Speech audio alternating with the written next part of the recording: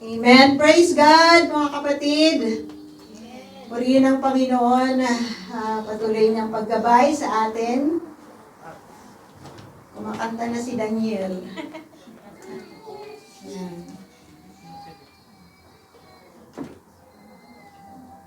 Amen. So, tonight is our celebration for our Christmas Thanksgiving.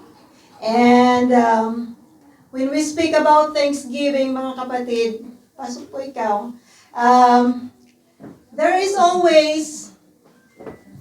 we always have, diba, many things to thank the Lord. Amen? There are many things that we can thank the Lord. At hindi po tayo mauubusan ng pagpapasalamat sa Panginoon because we were blessed, we are blessed, and we know that God will always blessing us. Amen? Sa lahat po ng panahon. And before we continue, mga kapatid, let's pray. Let's pray. Heavenly Father, we thank you so much, Lord God, for you have gathered us tonight, O Lord God, especially, Lord God, thanking your name, praising your name, Father God. We pray that your word, O Lord God, be preached and may it continue, Panginoon, to pass through to the hearts of your people, O Lord God, of the people, Panginoon, around us. Lord, you know your purpose, Lord God. And you said, Lord, in your word, that as the word is preached, it will not return void for what it was sent, O Lord God. We know that it is your will, O Lord God, that as the word is penetrating to our heart, you will save us. You will encourage us. You will give us hope, Lord God. You will give us comfort, Father God. Truly, you are the God of all comfort, Father God. And truly, patuloy na kayo, Panginoon, ang aming pong nilalapitan, Lord. Continue to just move in our midst in the name of Jesus. Amen. Amen. So, sabi nga sa inyong katabi, Merry Christmas. At pakisabi, it is Jesus. It is Jesus. The reason of Christmas. So, maraming panahon, di po ba, we are so happy because, lalo na nung mga bata tayo, that when the Christmas comes, we have a new clothes for those who can buy clothes. We have gifts. We can receive gifts, no? From our parents, no, mga candies. And it is easy to ask gift from people na, lalo na, from our family, no? So, nakakatuwa po na magpasko. Pero, ang atin pong pag-uusapan, mga kapatid, is not only Christmas. We have many activities tonight. Now, we have our Christmas Thanksgiving, we have our dedication, yung anak po ni Sister Juliet, no? At ano ang pangalan ng asawa? Nakalimutan ko. Joseph, yun. Ang pangalan po ng kanyang asawa ay si Joseph. No? So, yun, mga kapatid, no? Si Joseph at si Mary. Si Joseph at saka si Mary. Ayan, so, sabi nga po sa salita ng Panginoon sa Ephesians 5:20, always give thanks to God the Father for everything in the name of our Lord Jesus Christ. So we always have reason to give thanks, mga kapatid. Our bounty, our basket of thanksgiving cannot be finished. As the Lord is blessing us, as He always bless us, we have always the reason to thank the Lord. At sabi po sa 1 Thessalonians 5:18, give thanks in all circumstances, for this is God's will for you in Christ Jesus. So there are many circumstances in our lives, especially, for example, tonight, no, our two sisters, ay namatayan po sila ng tatay nila. No. It is a sad thing that is happening in our life, a sad truth that happens in our life, but, mga kapatid, God is commanding us to give thanks in all circumstances. Bakit? Because when we are sad, God's still blessing us. Amen? When we are disobedient, God will not stop the rain, the wind, or the air so that we can breathe. Amen? So God is always there para i-support yung lahat ng ating mga pangangailangan. No? Sometimes we are hungry because we wanted to get a little bit thinner, di ba? Kaya ginugutom natin ang ating sarili. But it's not because we cannot have food to eat. Oh. Especially if you are a child of God. Children of God, sabi po ni King David, children of God, sabi niya, I have been young and now I am old, but I did not see anyone who is faithful to the Lord, who is a Christian, na nagutom. So mga kapatid, no, pangako ng Lord that He will continue to sustain us in every circumstance of our life. We have to thank the Lord. At sabi pa niya sa Psalms 92 verse 1 to 2, it is good to praise the Lord and make music to your name, O Most High, proclaiming your love in the morning and your faithfulness at night. So from the morning to night, God is always there. He is so faithful, mga kapatid. Kaya, from the morning, we can proclaim His love. Lord, thank you once again for the life. Thank you that you have sustained my strength. Thank you that you wake me up, and once again, I can work. Amen? So, madami po tayong ipagpapasalamat. So, bakit makikita natin ang kanyang katapatan sa gabi? Makikita natin ang kanyang katapatan because all throughout the day, God has been there. Minsan, hindi po tayo aware that God is there, pero talagang ang Diyos po ang nagsusustain sa atin. Amen? Amen. Amen. So, mga kapatid, gaano man ang circumstances na mayroon tayo, we should continue to give thanks to the Lord. Amen? So, yun lamang po, introduction pa lang po yun.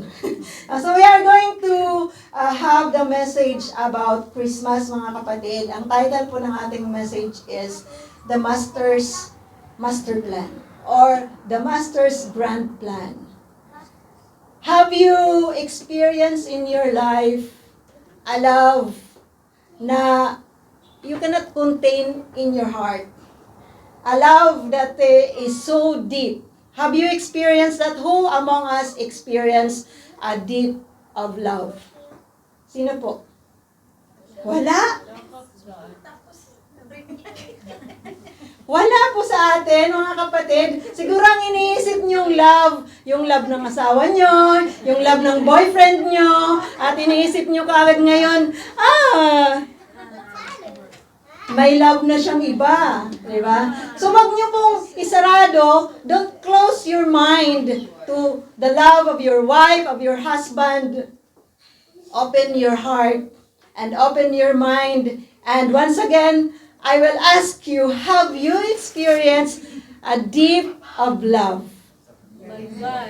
Amen? Mayroon ba?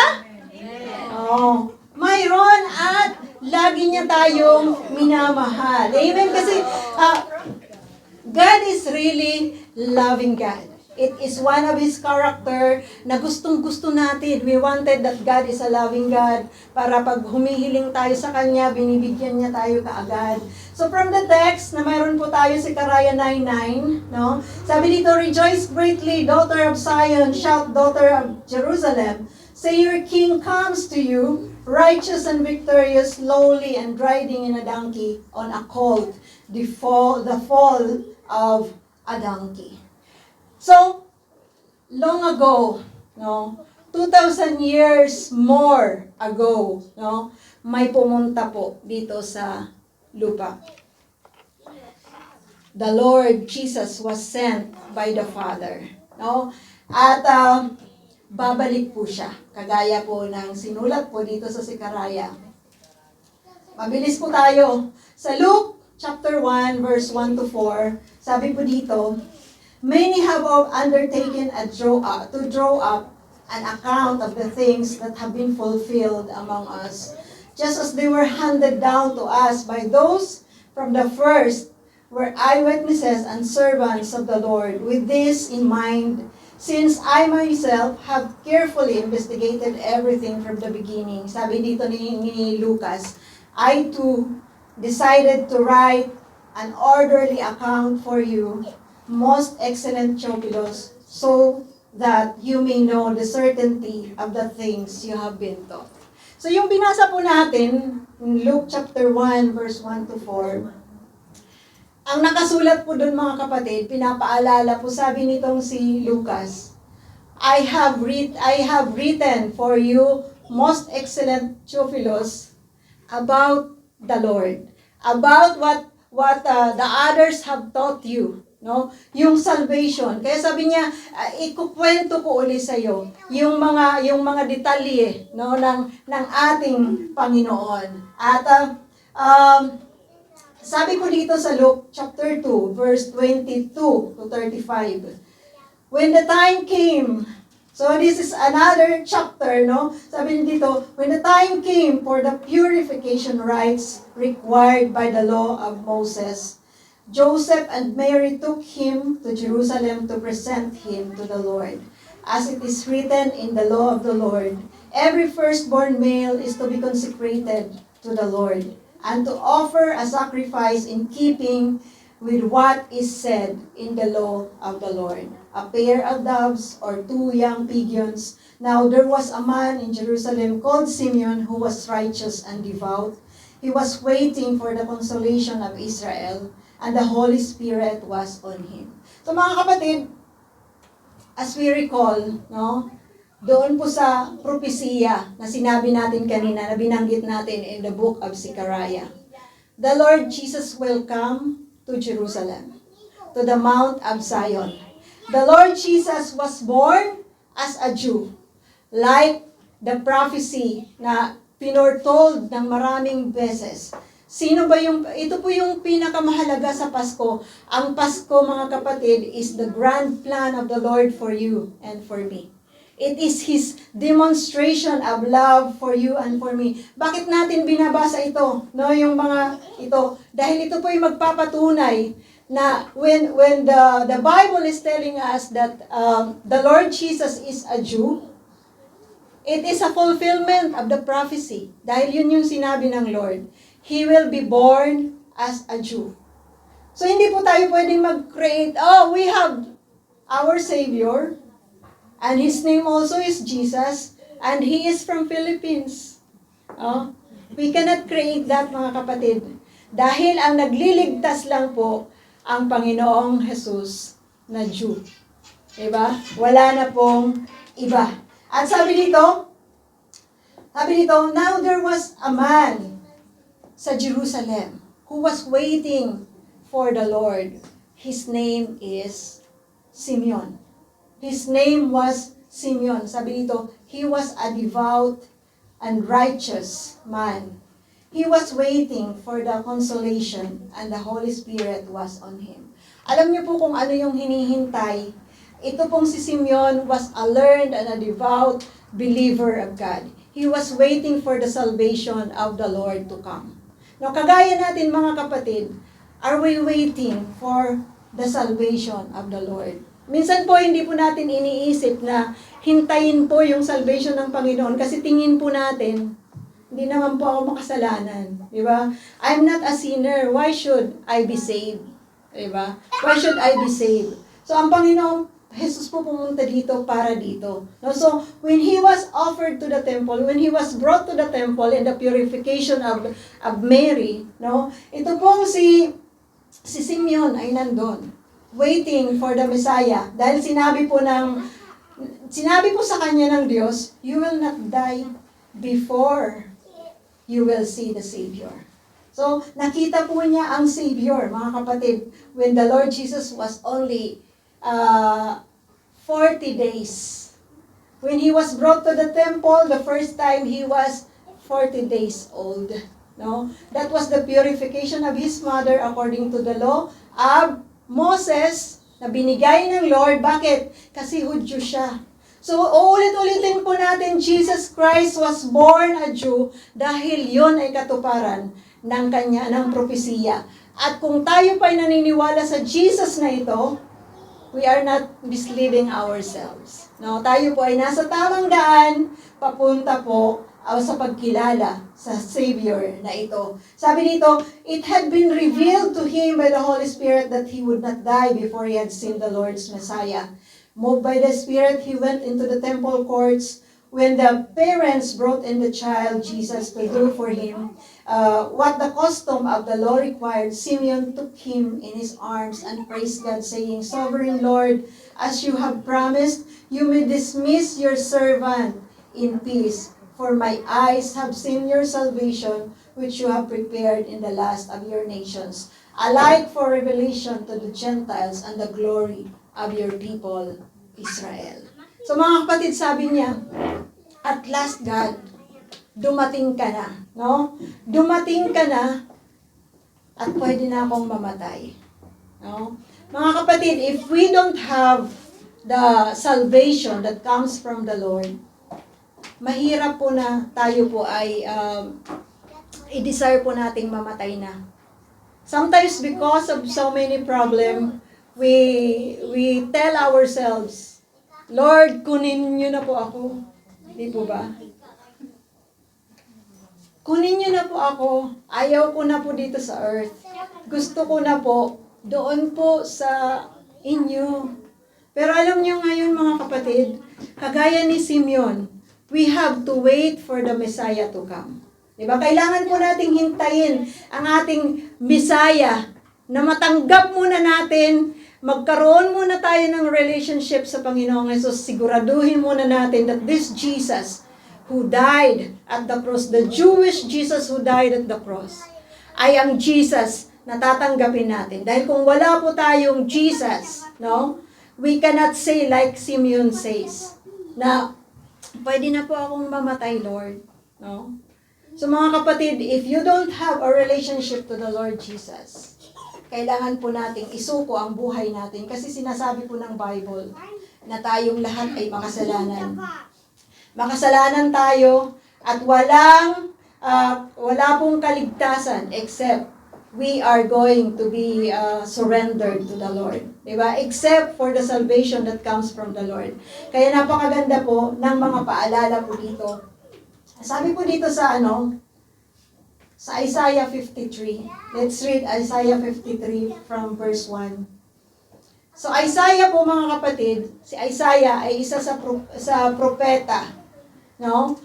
Isaiah became or has his time in the time of King Hezekiah nung bumalik po sila sa pagsamba sa Panginoon.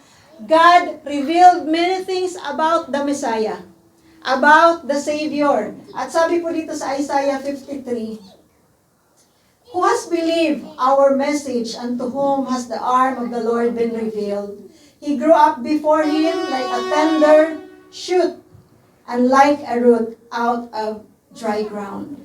He had no beauty or majesty to attract us to him, nothing in his appearance that we should desire him. He was despised and rejected by mankind, a man of suffering and familiar with pain, like one from whom people hide their faces. He was despised and he held him in low esteem. So meron pong mga preacher din sa likod ng mga bata. Alam ko nainitan po ako. Mainit ngayon, hindi na winter. Ayun. So, nakita natin mga kapatid as we read Isaiah 53.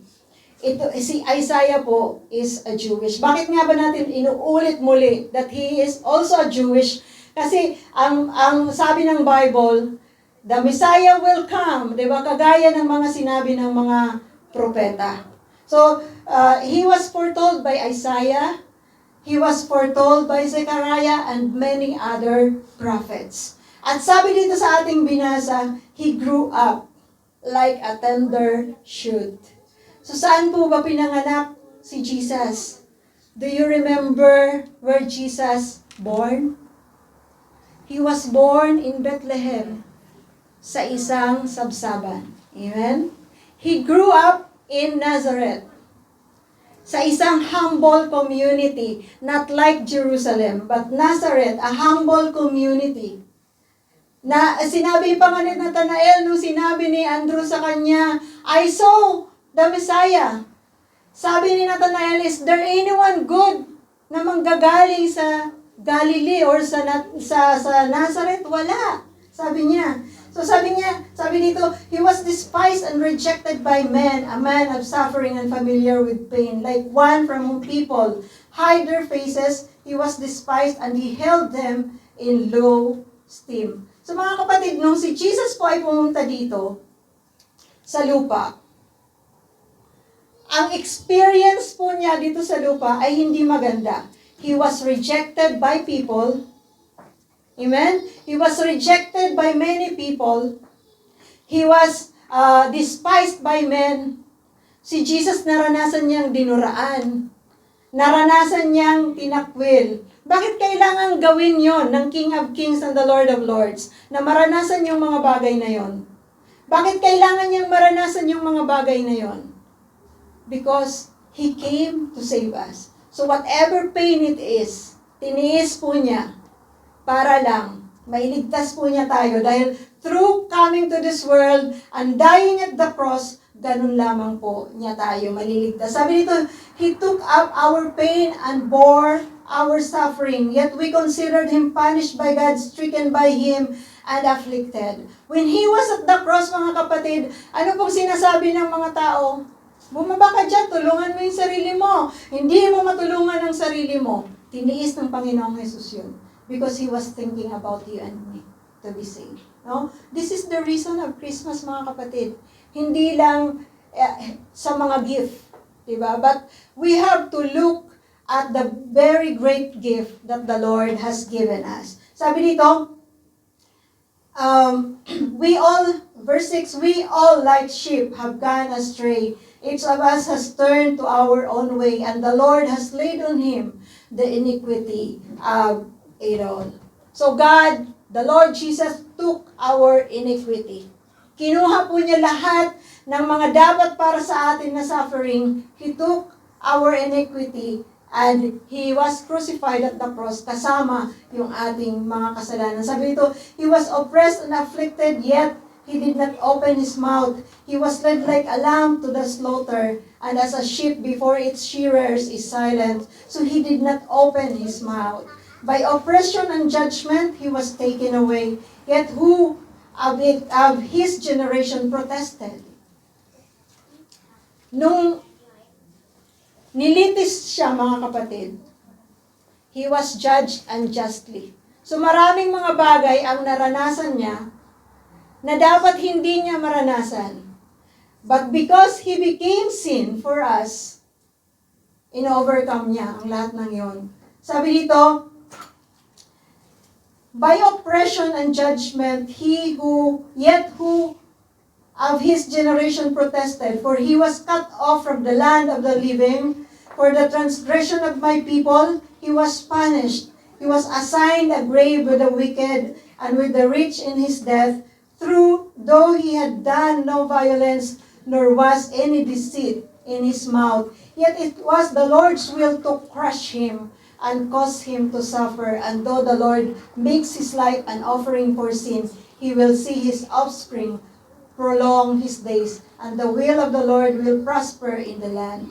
At sabi dito sa verse 12, mga kapatid, therefore I will give Him a portion among the great, and He will divide the spoils with the strong, because He poured out His life unto death, and was numbered with the transgressors. For He bore the sin of many, and made intercession for the transgressors. Sino po dito sa atin ang makasalanan? Who among us ay nagkasala? Marami po tayong kasalanan. Minsan mga kapatid, pag titingnan po natin ang ating sarili compared sa iba, we see ourselves as parang wala tayong kasalanan, di ba? Compared sa iba. Siya makasalanan, dami-dami niyang ginagawa, mga ganon.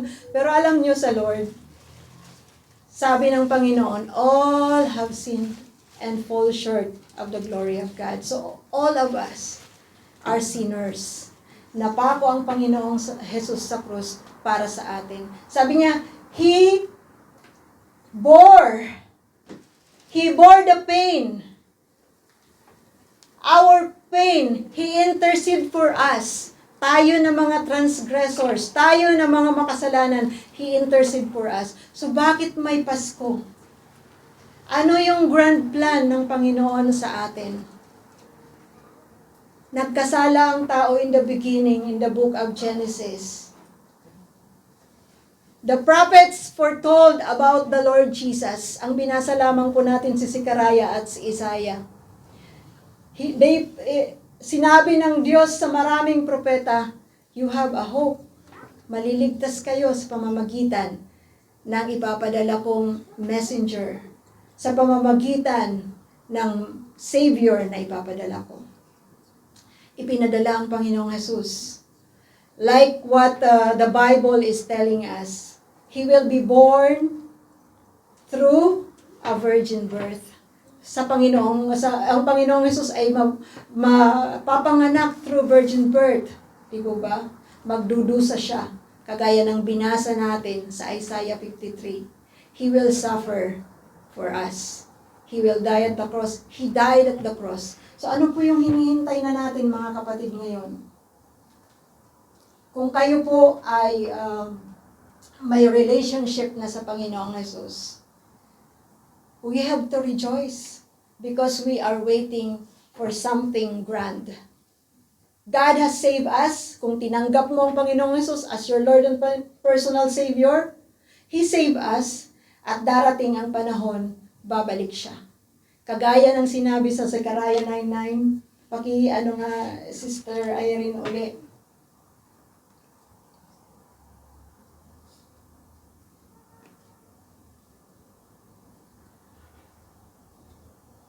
Sabi po dito, rejoice greatly, daughter of Zion. Shout, daughter of Jerusalem. If you have heard the prayer of Sister May Grace kanina, sabi niya, through the Lord Jesus, we became daughters of Zion. Kasi without the Lord Jesus, wala tayong connection sa God. We cannot be restored. We cannot be connected again to the Lord. We cannot be reconciled to the Father without the Lord Jesus. Pero dahil sa Panginoong Jesus na tinanggap natin, na nagbayad ng ating mga kasalanan, mga kapatid, we can rejoice greatly. We can call ourselves daughter of Zion, even if a literal daughter of Zion are the Israelite people na pinili ng Diyos. Di ba? Pero inampun niya tayo sa pamamagitan ng Panginoong Jesus. At sabi nito, see your King comes to you, righteous and victorious. Pagkatapos ng mga kaguluhang ito, pagkatapos ng war, the Lord Jesus will come in His due time.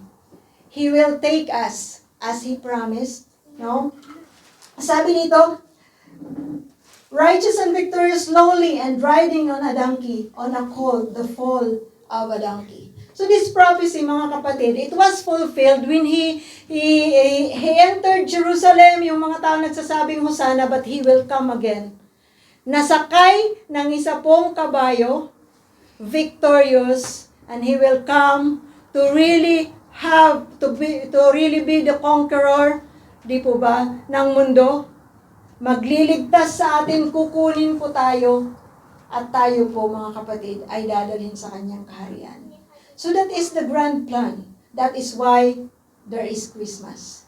And without this story, hindi po dapat tayo nagsiselebrate ng Pasko. Di po ba? If we are just happy about the lights, if we are just happy of the external things that is happening during Christmas, we should meditate in the Word of God and tell ourselves, natanggap ko na ba yung pinakamalaking regalo ng Diyos? Natanggap ko na ba yung grand plan ng God? Am I included in the grand plan of the Lord? Diba? Kasi without us accepting the Lord Jesus as our Lord and personal Savior, hindi po tayo kasama doon sa grand plan na yon. But, nasa iyo po yun. Choice mo po yun. You are invited. No? We are invited to have relationship with the Lord Jesus. And we can come to our Lord as soon as there is grace. While there is grace. Sa mga panahon na to, the Word of God is still preached and there is still grace. So, tayo pong lahat mga kapatid ay tumayo. Let's pray. Heavenly Father, we thank you so much for your message tonight, Panginoon. Maraming salamat that you have reminded us, Lord, that truly the Lord Jesus came humble. He humbled himself, O Lord God. He came to be our Savior. He came to pay for our sins, O Lord God.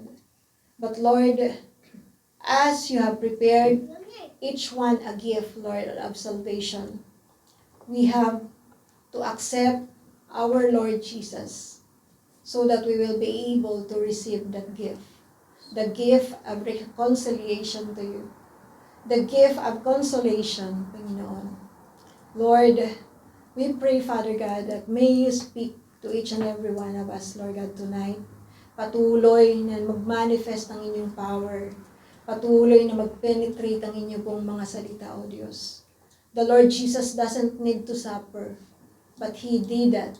He did to suffer at the cross because of your love for us, because of the Lord Jesus' love for us, O God. Lord, help us to have a meaningful Christmas, pamamagitan, Panginoon, ng pagkakaroon namin ng relationship sa inyo.